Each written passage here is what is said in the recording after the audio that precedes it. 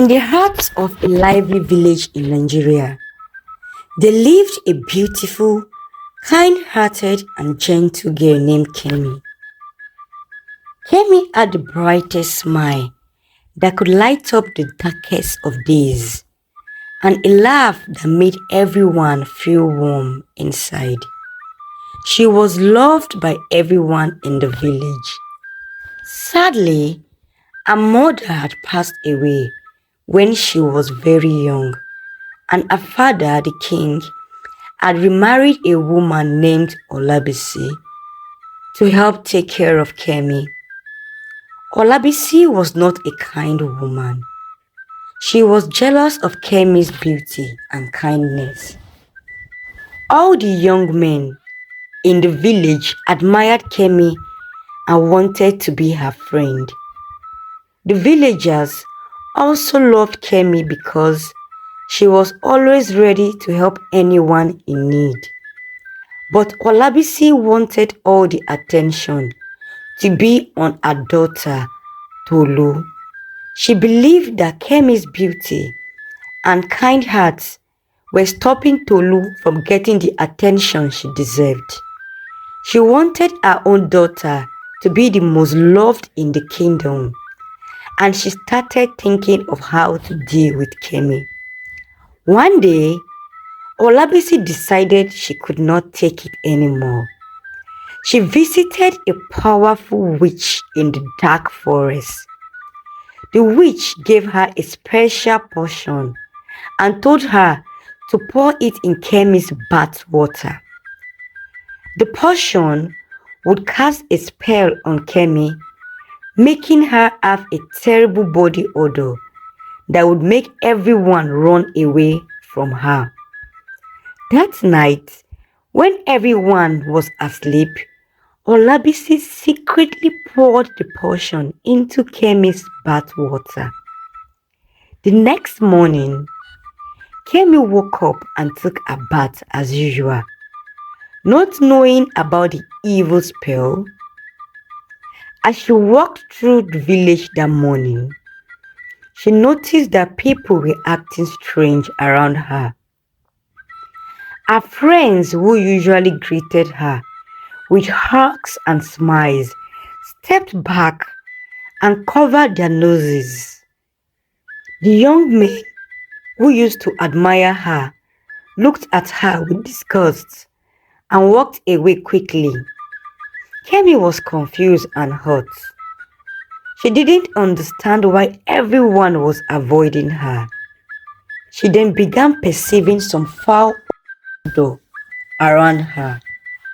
She smelled so bad that even the flowers in the garden wilted as she walked by.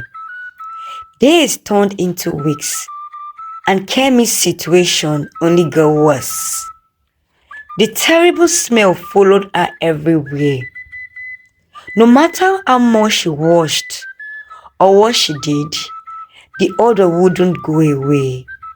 The villagers avoided her. All her suitors ran away, and no man wanted to be around her or even marry her. Her friends deserted her, and no one wanted to be near her. Kemi felt lonely and sad. She spent most of her days crying in her room, wondering what she had done to deserve such a fate. During festivals, when everyone danced and sang, Kemi stood alone, tears filling her eyes as she watched from a distance. Her friends, who once played and laughed with her, now whispered and giggled behind her back. Despite her loneliness, Kemi remained kind. She helped the old and fed the poor, but no one wanted to be near her because of her body odor. Her stepmother, Olabisi, was happy to see her suffer and made sure no one could find a cure for her. One day, a hunter named Adewale came to the village. Adewale was brave and had traveled to many lands. He heard stories about the kind princess with a terrible smell and decided to find out the truth for himself. Adewale saw Kemi sitting by the river crying softly. He approached her, and though the smell was strong, he did not turn away. Instead, he sat beside her and said, "Princess, why do you cry alone by the river?" Kemi looked up in surprise. No one had spoken to her so kindly in a long time. "I am cursed," she said, tears rolling down her cheeks.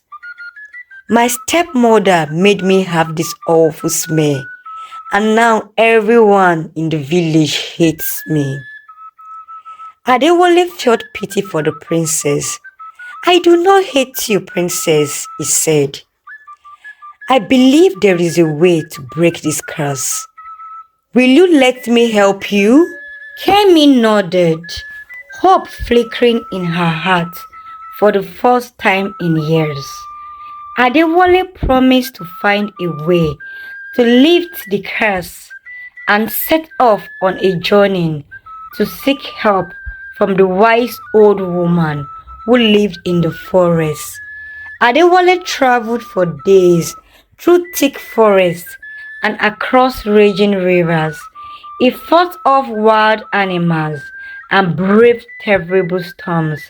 Finally, he reached the small hut where the wise old woman, Mama Efun, lived.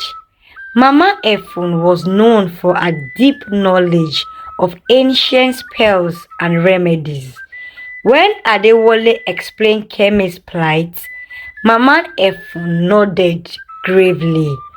"I have heard of this curse," she said. "It is powerful but not unbreakable. To lift it, you must find two rare ingredients: the feather of a golden eagle and the heart of a pure white lotus." Adewale thanked Mama Efun and set off once more, determined to gather the ingredients and save Kemi. His first stop was the highest mountains where the golden eagles nested. Climbing the steep cliffs, he finally reached a nest with a golden eagle. He watched as the eagle preened its feathers, waiting for the perfect moment. When a feather finally fell, Adewale caught it gently and stored it safely. His final task took him to a serene valley where the pure white lotuses bloomed. Finding the heart of a pure white lotus was not easy, as the flowers only opened under the full moon. Adewale waited patiently, and on the night of the full moon, he plucked a lotus heart, careful not to harm the delicate flower. With the two ingredients in his hands, Adewale hurried back to Mama Efun's hut. The wise woman mixed the ingredients into a potion and handed it to Adewale. "This will lift the curse," she said, "but you must get Kemi to drink it under the first light of dawn." Will the potion work and lift the curse from Kemi? Will Olabisi try to stop them? Stay tuned to find out in the next episode of The Kind Body Odor Princess.